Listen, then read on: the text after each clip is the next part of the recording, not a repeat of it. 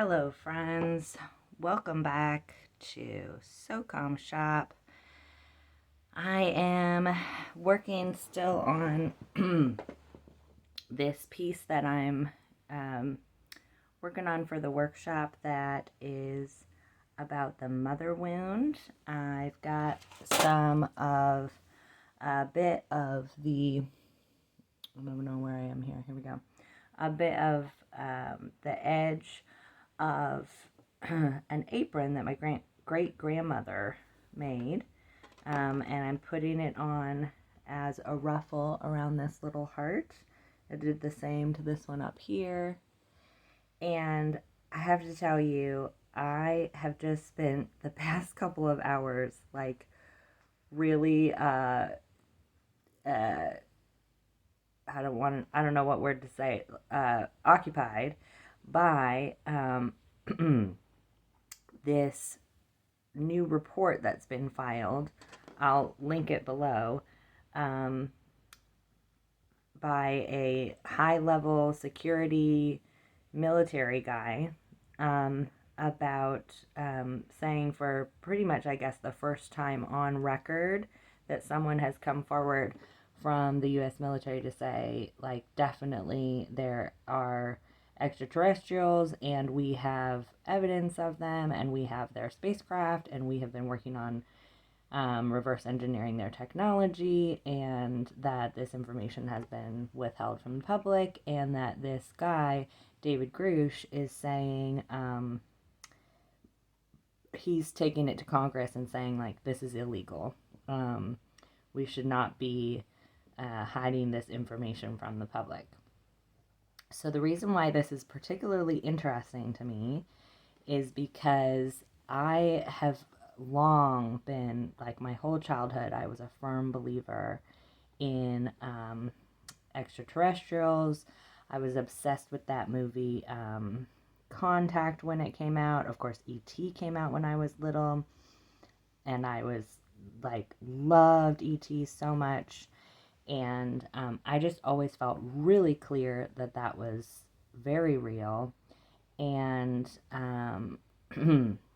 just a few years ago, I was getting a lot of experiences where I was seeing spirits, like, of humans who had passed on, and sort of like a medium, but I wasn't trained as a medium and I wasn't asking for information, but I just started getting all these spirits showing up around me. Some of them just sort of seemed to be going about their business, but some of them were trying to ask me to give certain messages to their family members, and it was a pretty wild time in my life. I was also seeing what maybe I think now are either extraterrestrials or what we call angels, which I think maybe actually extraterrestrials. So I was seeing, rather than the spirits had more like clear, they were sort of like foggy but clear human forms, and the angel type entities were more just like a big column of light.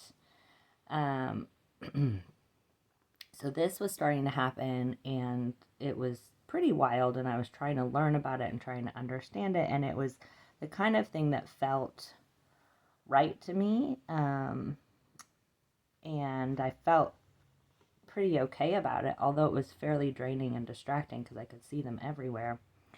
So I was doing research on this, trying to read and understand and learn more, and I came across a lot of information that, like, also was about seeing and communicating with extraterrestrials, because I think folks who have experiences with spirits and angels often also have experience with extraterrestrials. So anyways, this was going on, and I started meditating that I would also like to have interaction with extraterrestrials, because I had always been so interested in that as a kid. And lo and behold, one night I did have an ET come in to my room, and we had a telepathic exchange. They looked, sort of like your typical, what you would picture as people in the, extraterrestrial community would call them a gray. Like they were sort of smaller, grayish in color, humanoid, um, four fingers, um, very non-threatening presence, very warm, kind, curious, gentle. I felt completely safe.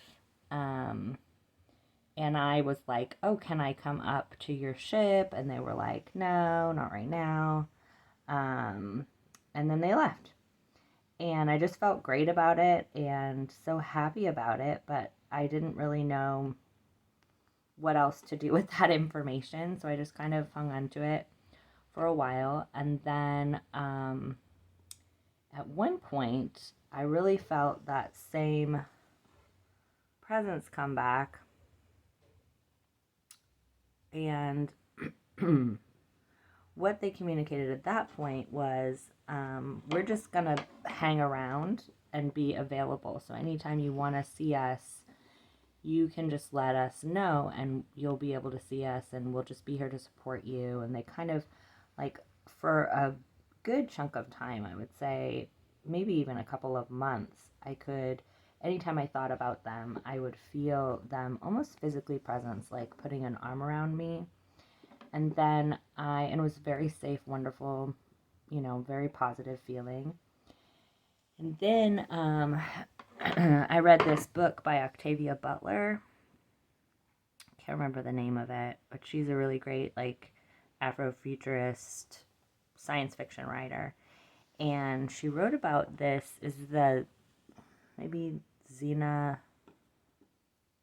I don't know, Xena something trilogy. And there's 3 books in it, and it's about an ET race who comes to Earth and makes hybrids, like basically reproduces with humans to create a new species after the Earth has sort of become like unlivable, and they create this new species and try to help the Earth come back to life and make this new species who are going to be able to live on the Earth with the new conditions. And they use, as a part of the procreation, so in their, this is from the book, in their society, the ET society, they have males, females, and ooloi, which is spelled Ooloi. And the ooloi do not have a gender, and they are like every couple, every family has like a male, a female, and an ooloi. So they're essential to reproduction. And the way they are described are with these like tentacle-like arms. So when I read that book, I was like, oh my gosh, this is what, I skipped something. Okay, this is what my ET is like, is an ooloi.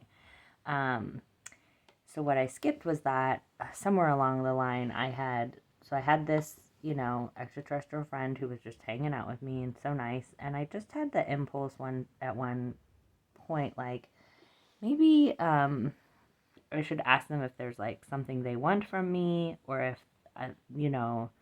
there's something I can help with, because they're just being so generous with me and I feel sort of like I'm taking advantage because I just am enjoying this support. But maybe they want something from me. So I did a bunch of research and found somebody online who works with experiencers, people who have had experiences with extraterrestrials. And she does hypnosis. So I did this, I scheduled this, reached out to her, scheduled this hypnosis session. We did it, and she sort of guided me through these questions. And and we asked my extraterrestrial friend a bunch of things, and we went to the planet where my extraterrestrial friend sort of like is currently. And it turns out I am also there in another form, like parallel life, I guess, kind of a thing. And in that world, it was a water world. So everything was underwater. And we were more like octopus like creatures. And I was like, with tentacles. And I was like, why didn't you appear to me in my room in this form? Because they looked completely different. And they said, oh, we were just trying to assume a form that you would have a reference point for, and we wanted you to know that we were ETs. So like we showed up in the way that you would be able to understand. So I chatted with them, hung out with them. It was very like I loved that place. It was like all blue and turquoise and all underwater, but at the same time it kind of looked like Winnie the Pooh's house or Rabbit's house, sort of like underground. And there was like big comfy chairs, and there was like a cozy fire, and we were like having a cup of tea. It was very funny. And we could transport within the world like very quickly through these like tunnel like things. Um, and what else?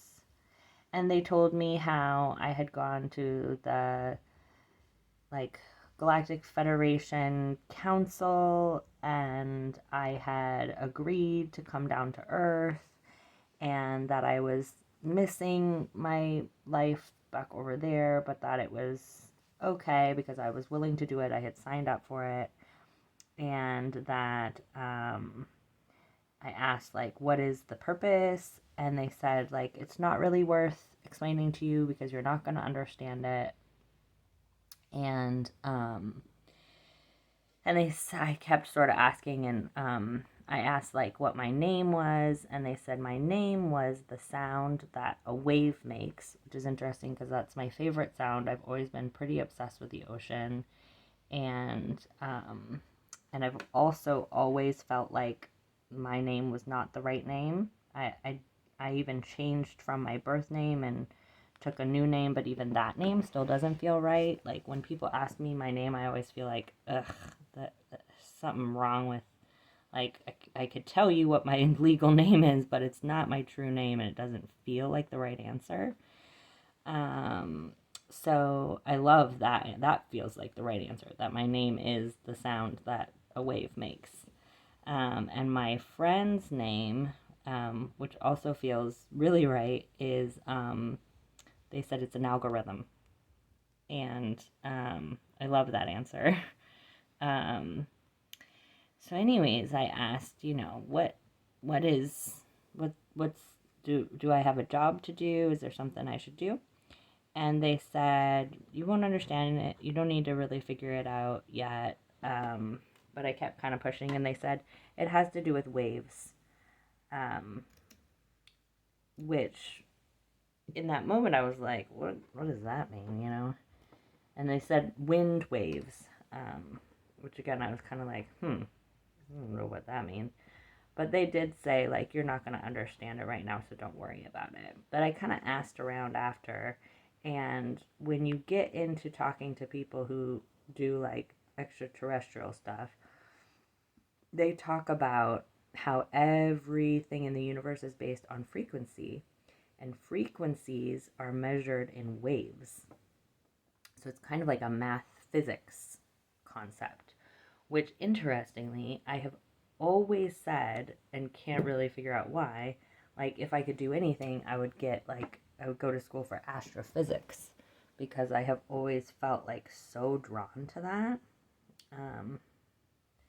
Okay, so I've got this little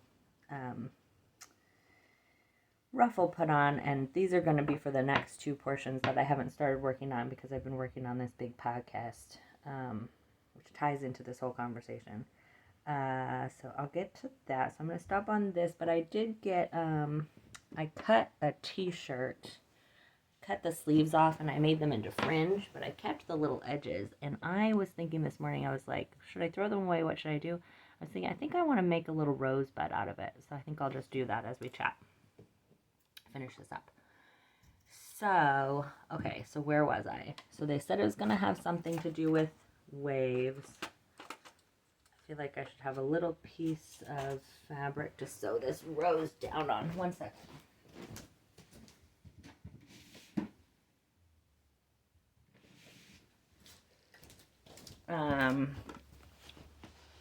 So I was like, okay, I've always been interested in astrophysics. I did take astronomy in college and it was my favorite course.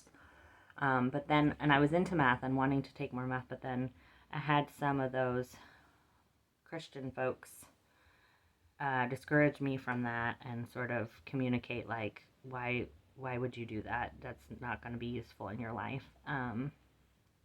And that it was too hard for a woman. So I abandoned that, but I have always had this little secret wish of like going to school for astrophysics, which doesn't make any sense, you know, in a practical way because I have no real background in math, and I'm sure no school would want to take me. So anyways, so that's what they said I was here to work on. And then I talked to all these people and they said, yeah, so like sound healing and, you know, these YouTube videos where they have like crystal bowl healing and frequency, binaural beats, all these things. That's all because that is ET technology, sound technology. And then I recently got access to this thing called Gaia, Gaia.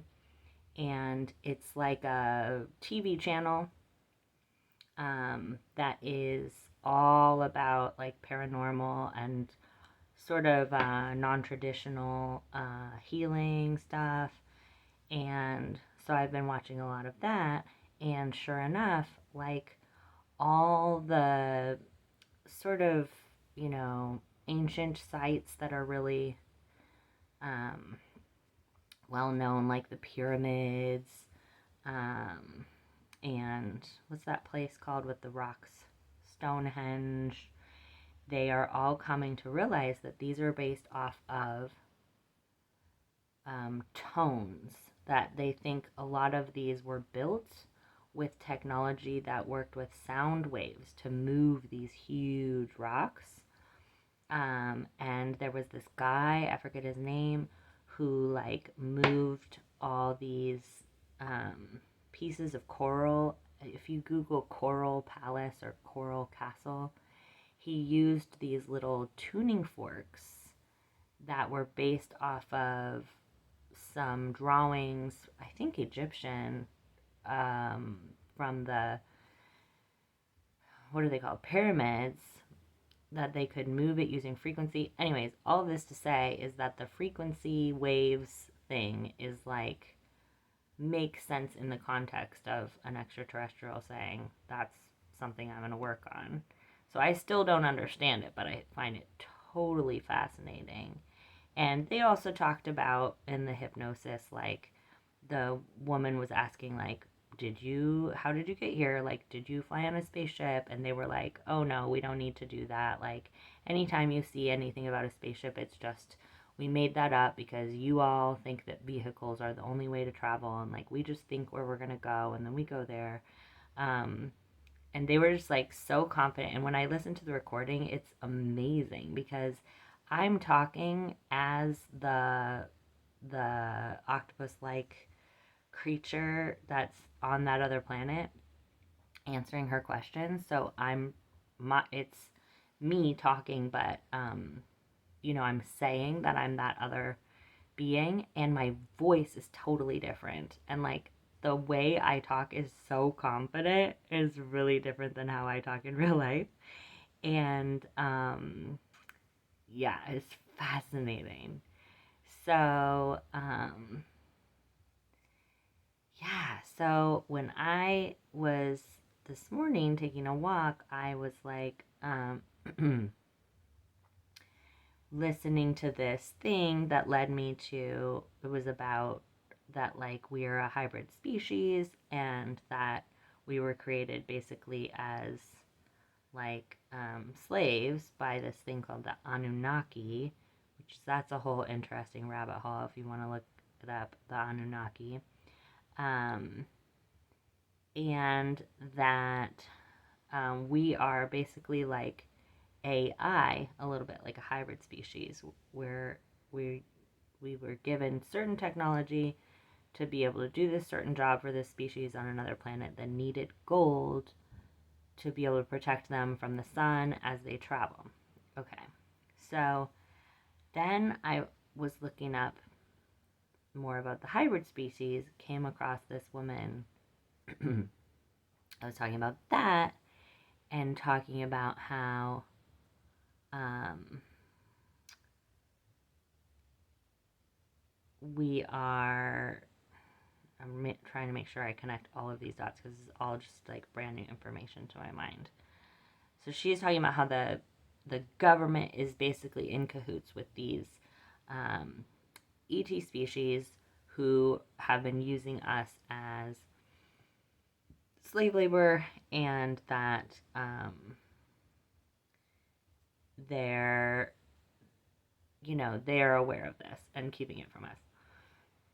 So then I went to her YouTube channel, which I'll try and link some of this, at least by tomorrow.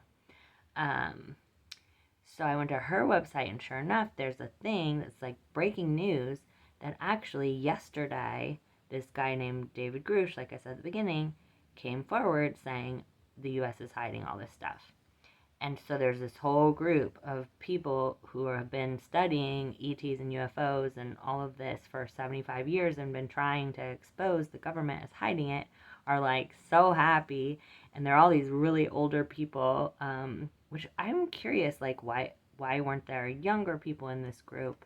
Like, is it just older people who are talking about this? I'm going to keep doing more research. But, because it seems like every time I like try to get information about ET stuff, it's all old people, who like people who were alive during World War II.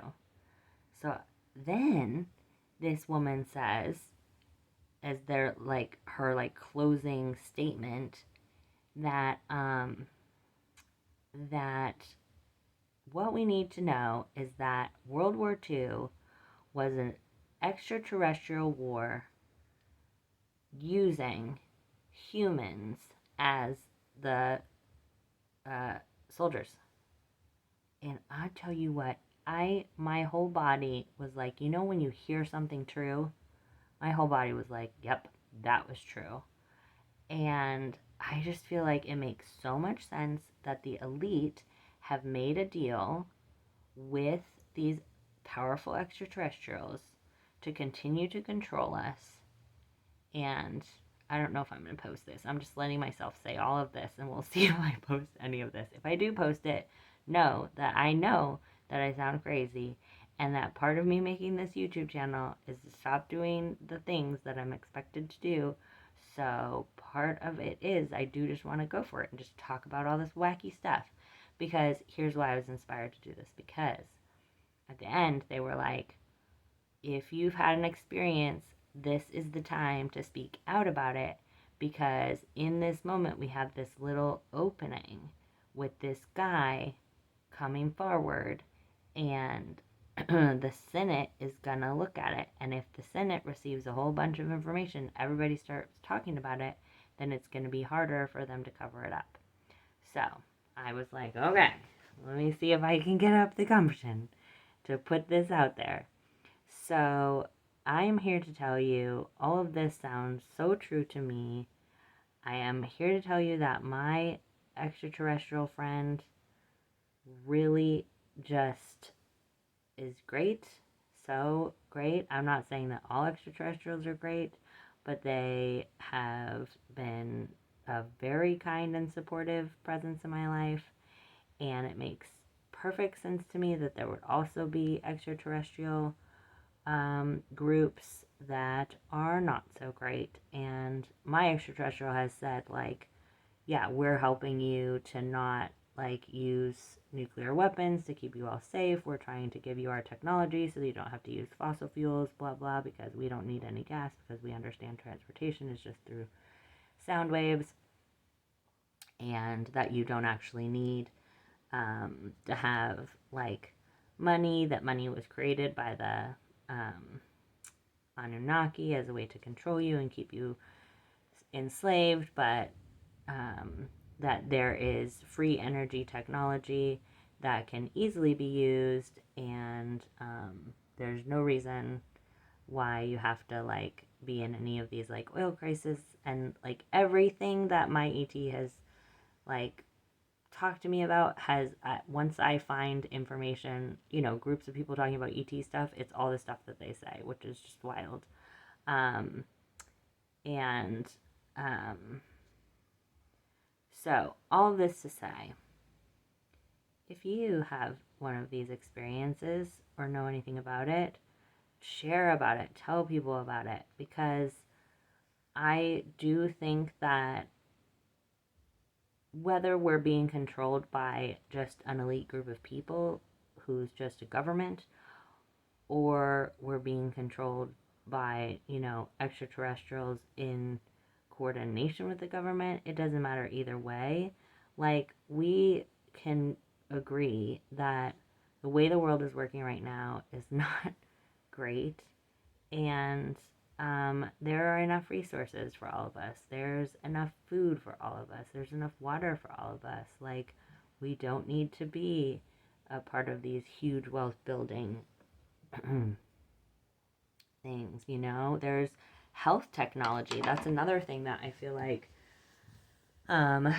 this listening program that I'm going to be on this podcast about is that this sound wave technology that rewires your actual nervous system to allow your nervous system to heal itself and regulate and not experience like chronic stress and chronic illness.